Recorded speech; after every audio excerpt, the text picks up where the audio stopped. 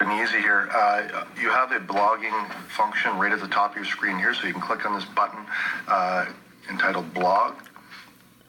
And once you do that, all you have to do is start by creating a new entry.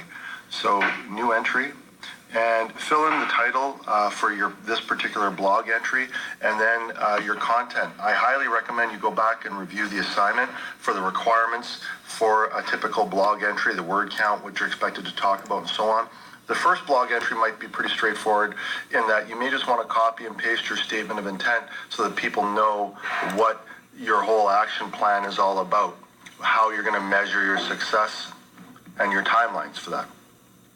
The very important part to this as well is to make this entry public.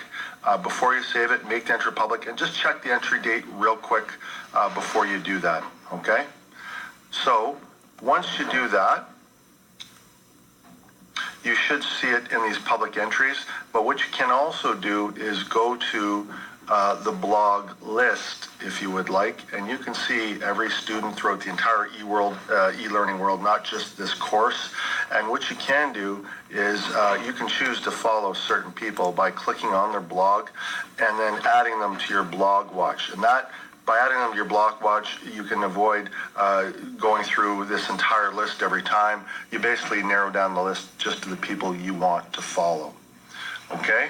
So, if you have any questions or concerns regarding any of this, please don't hesitate to contact me. Again, I strongly recommend you just go and review the requirements for your blog and be sure to ask me any questions about that. Okay? Have a good day.